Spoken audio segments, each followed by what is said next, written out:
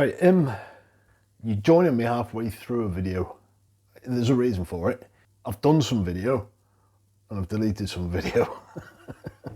So after the last video you've seen, I've been doing stuff. It's about a week and a half later-ish after the last video, but I have been doing bits. And when I finished editing the video, I cleared my phone off. And so you're not going to see those bits that I've been doing lately. That makes sense. Well, not lately, about a week and a half ago. So some parts have turned up. The power pack, I've put a Nokia fan in it. It's a 12-volt fan. So the fans what are in there run at 22,600 revs per minute. The Nokia runs at 2,000, but more blades, more air, and quieter. And it's an 80 by 80 by 25, exact same as what the fan what was in there. So you caught up on that. I told you I'm crap at this now. Anyway, keyboard, spacebar. If you notice, same colour as the keys now. Didn't retrobrite it. I really couldn't be bothered to get the retrobrite out. Is that wonky? No, looks wonky from this side. Anyway, what I did, I wouldn't advise you to do it. Took a blade sideways, very lightly across the spacebar to get rid of the yellowing. But it is a different tone to this, even though it looks it under the light. This is a slightly dimmer tone, darker, browner, not so brown, not as light as the keyboard, but you can't really tell. And it's come out really nice. So, because if you look at people who've got 2000s, that spacebar is always yellowed. It's different plastic to this plastic. Yellow's dead easy. Like the case is the same plastic. And you're all caught up on that. I've nearly done everything, but I knew I'd have to take the CPU out, because occasionally you get a green screen. If you put a screwdriver just underneath the CPU and just lift a little bit out of the socket, it'd boot fine. But the past few days, I've taken the CPU out and put in an accelerator card. This is a 68EC020 accelerator card with a CF adapter. So you take the 68,000 out, put this into place, straight in. That's where the problem started. Got it going once, maybe twice. Then it wouldn't go at all. Then I managed to get it going again, and then things just started dropping off. Floppy drive wouldn't work. It'd go to just the ROM screen. When it did go to the ROM screen, it'd only stay there for about a minute, and then it'd just go off. And then you just have a purple screen where the ROM used to be. Yeah, some weird stuff were going on. Which I knew eventually I'd have to replace the socket.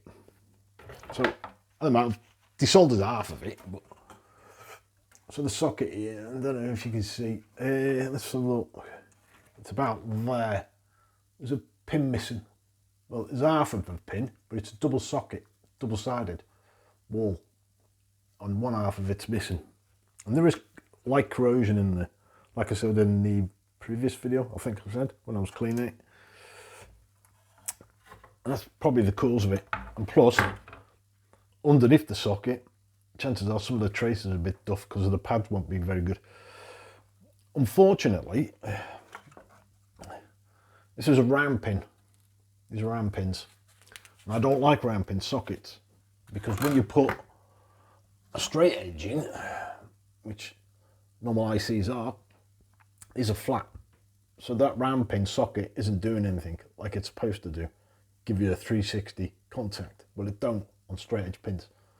It only gives you two edges on the outer edges, not the flat bit, which is supposed to make contact. That's why I don't use round pin sockets, because not everything's round pin. I think you're all caught up now. Oh, I've given the board a major cleaning. I think that's it. Well, if I think of anything else, I'll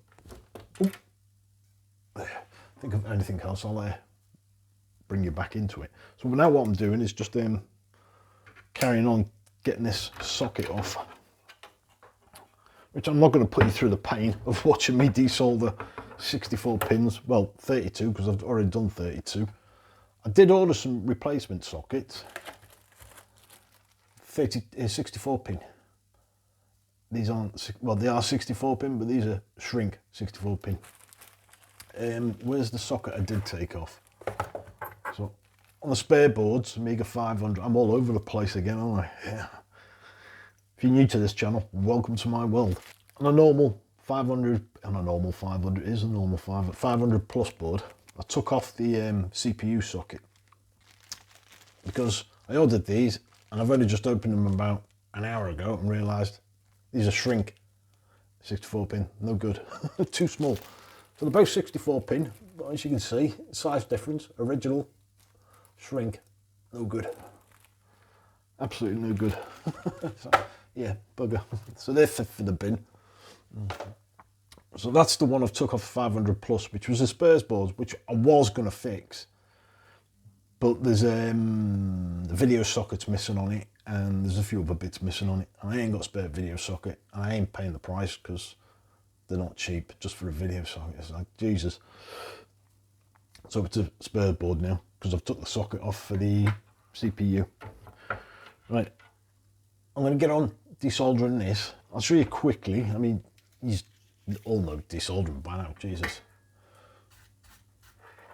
So because this is old solder, just put some fresh on before you start desoldering anything. You don't have to be precise, just get it blobbed on there. So what I do is drag them together so it starts putting solder on each pin.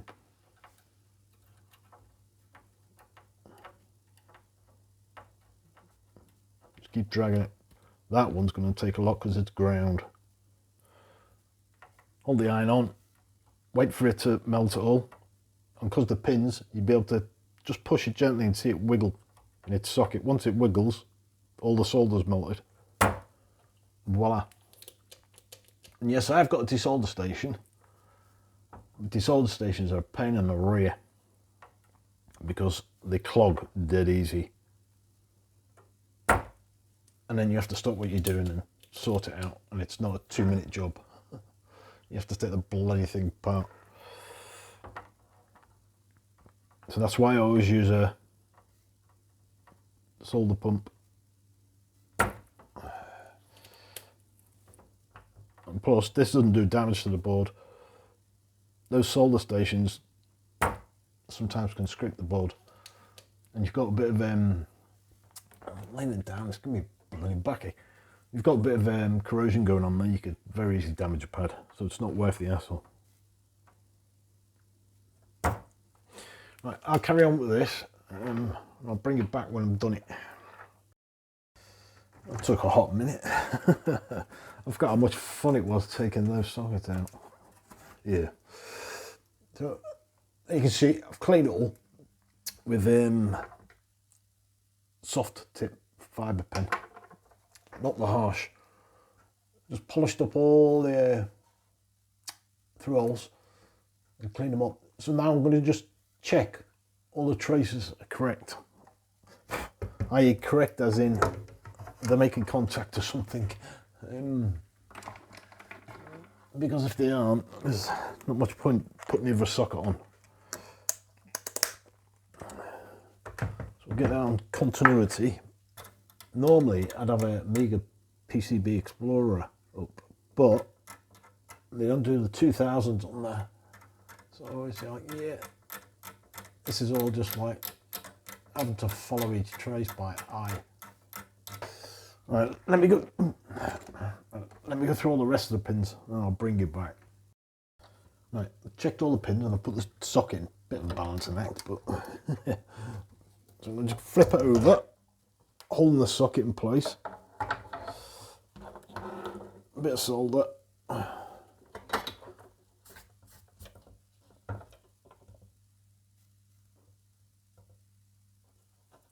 just going to tack it down, anchor it down on a couple of the ends, make sure it's flush.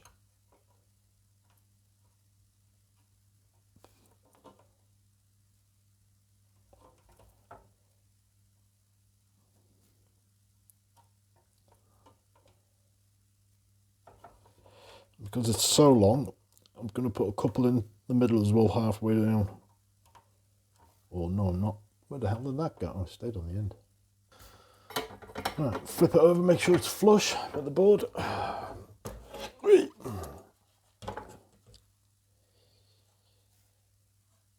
And it is. Those pins could be doing a bit push down. That one. There's a problem with recycling them. If you're not careful, the pins will lift out the sockets. So just make sure they're all in there nice and flush. Right, flip that back over and start the long process. Yeah, it's not long, this bit. It's quicker than the first part of taking them off.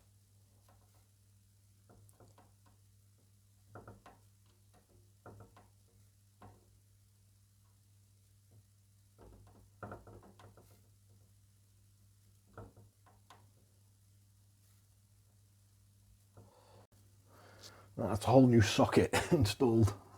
I've got to make sure I've got the right CPU, because I've got two CPUs here now. This was the one, I don't know if I told you, or did I delete the video? I can't remember. This is the CPU I said where I'd soldered the leg onto, so you can see there. The camera's not going to focus, just there. That's where the leg had disappeared, so I got another leg off a spare dead chip. Cut it and soldered it in place. But when I took it out of the socket, the leg came with it, so good job. Yeah, that was a good soldering job. I expected the leg to stay in there, but it didn't. Get the CPU in there. Like that. All legs are straight. Right, give me a minute, because I've got to sort all this out and get the power pack back. There you go, there you can see. Ah, there you go, straight in. That's what you want to see, white. Let's fix it properly. Let's see what it does. Now it needs to stay on that screen before it was going off of that screen. It was just going purple. And sometimes it power on, it'd just be green. I think it was because of the socket, the dodgy socket that was in there, which is slightly corroded, which I've told you about. You can see there. There is one on the back wall, but it's pretty much corroded. I think it was giving it bad contact.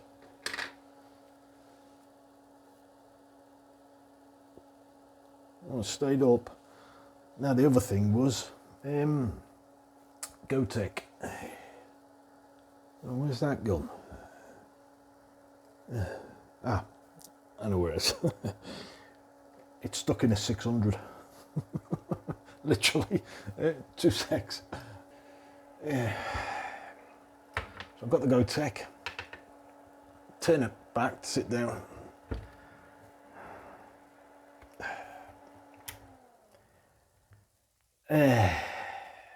Bollocks.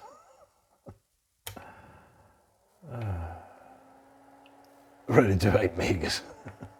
And it's justified. Why are you doing that? Yeah. Oh. Oh.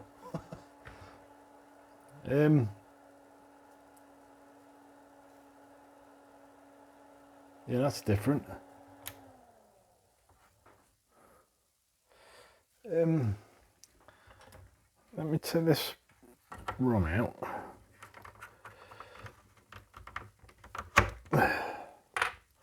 Where's me 1.3 there? Put me 1.3 in.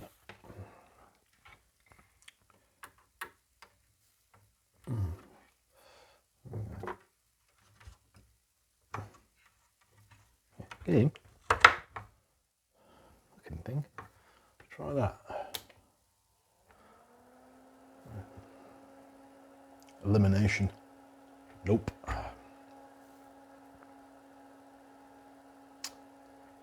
Yeah.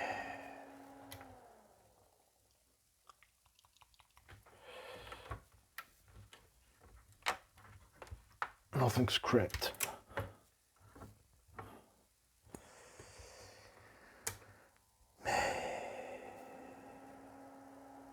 Nope. So what I mean by Amigas, well, if you're a long subscriber to the channel, you can put your Amiga away perfectly fine. Come get it out. It broke for no reason, just doesn't want to play. You know. Come out. Come on out. Jesus. That's tight.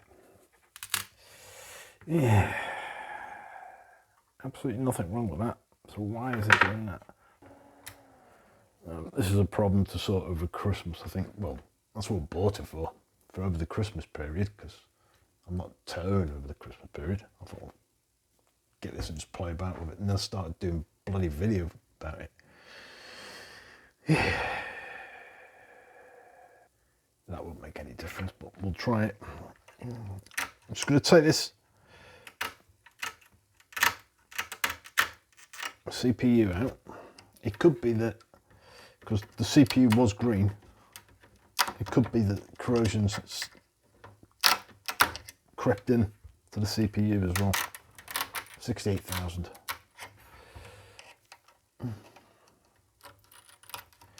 I've done it more damage than I expected it to. You don't use a screwdriver like I'm doing. Well, for the CPU, you ain't got much choice. But yeah, technically don't use screwdrivers. Let's make sure all the pins are straight. Oh.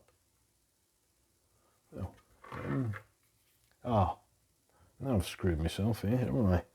1, 1, 2.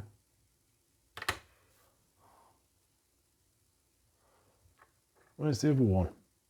Oh, behind me. Yeah, in the 600. No, there's not WHD load or anything on them. It's just, well, I don't know what's on this one. Oh yeah, dude, this is just workbench, this one.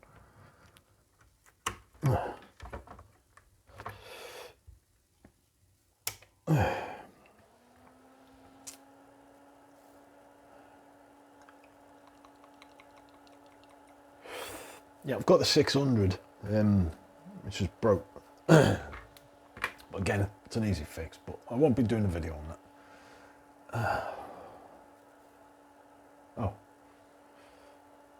Oh, no mouse. Dang it. Well,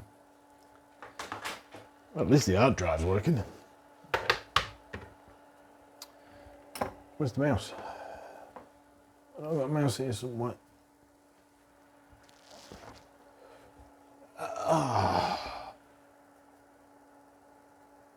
Seriously? No. It's in a reboot loop.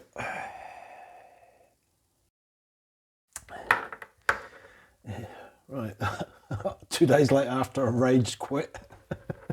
Yeah. Friggin' me, I still haven't calmed down. It's 2 days later. Every time I walked up and looked at it, I went, nope. I went back downstairs. So I've tested everything. I know one of the CIAs is duff, because if I swap them round, I get a black screen permanently. Swap them back round and it'll boot. But then after a minute or so, it'll reset itself and then keep resetting or freeze or other strange things. I've checked the power. Everything's fine apart from the minus 12 volt line, which is 14, a bit high, well, minus 14. And when after it does run for about a minute and heats up and then it flicks, it slightly changes the voltage, but only by 0.1 to 0.2, nothing major. But I'm not concerned about the minus 12, because the minus 12 only, well, I was saying this, I'm probably wrong, only uses serial port, audio left and right, and polar. So that's all the sound.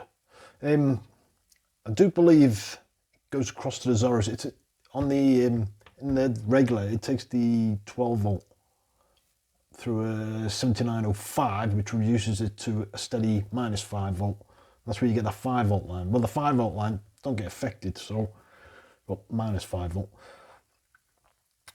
So I'm not putting it down as the power pack. Mark my words. I'll get the other CIA. I bought 2 CIAs just in case. I'll get the other CIA. I'll put it in place, and if it goes again, then it must be. Well, I've checked it, so it can't be. That one's baffled me. This one. Hence why I raged quit. And the hard drive ain't bloody working anymore. Well, it is, but it's not. It loads up, but it doesn't bring up Workbench anymore. It stops just before Workbench, and then gives you the 1 open bracket, and then the cursor. Well, the cursor doesn't flash on the Amiga, but it's sat there. And a couple of seconds later, it just freezes. So, yeah. God. Yeah, so I've ordered 2 CIAs, so I'll have to wait for them to turn up before I test my theory that it is a CIA. Well, I know it is one of the CIAs that's gone. If I power it up, right, so there you go, it boots normally. Yeah. Now you'll come up to the ROM screen, like that, and then that'll just tick as it normally does for about a minute until everything's warmed up, and then that'll freeze, and then it'll probably just reset itself. Yeah. I'll leave it on so you can see what it's doing. I can't remember if I've already recorded it. But it'll take about another 30 seconds before it starts doing it. I've checked that major one, which was the main concern, which was, I don't know if you can see the difference, the black there.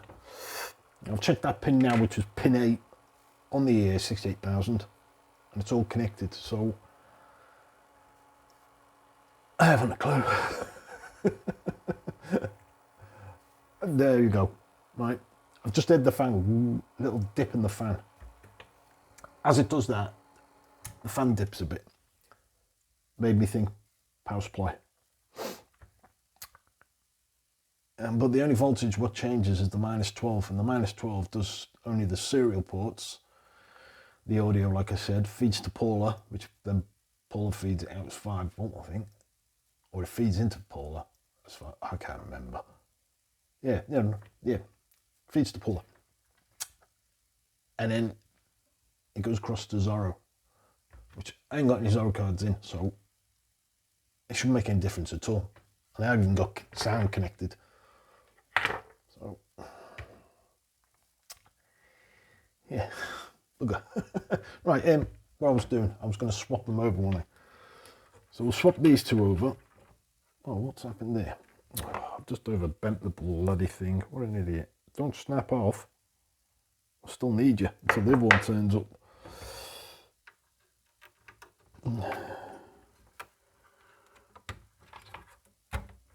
Right, both in.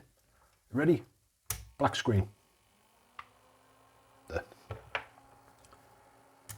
And to sign that the CIA is a duff. I think it's 300. U300. U301. What is it? No, U301. It's floppy, etc. I'll figure out when they turn up. Anyway, it's like 2 days before Christmas. Not that it makes any difference to me, because I don't bother with Christmas anymore. Yeah, so that's a Christmas video. I ain't repaired anything. Well, I have. But then I found another fault. Yeah. Although it looks in good condition, sort of, it ain't. It really ain't. All the, well, not all the chips, but Denise Paula, CIAs, processor, all have like, not corrosion from the battery, but black corrosion. So I've cleaned off, so, yeah, there you go, 301, U301 CIA, Denise and Gary, I've cleaned them off as well. Ain't made any difference. There's a logic chip, 74N00 in U900. I could replace that, but I ain't got one. So, like I said, I'm going to wait for the odds and evens to turn. Well, odds and evens, both the same. The 85-20, two of them to turn up, and then I'll replace one. I'll see if it makes any difference. I've got two, so if it blows one up, I've still got one left. Expensive test. Never mind. Well, so anyway, happy Christmas and have a great New Year. Yeah. See ya. I hate Amigas. Yeah. Almost as much as I hate Keir Starmer. Wanker.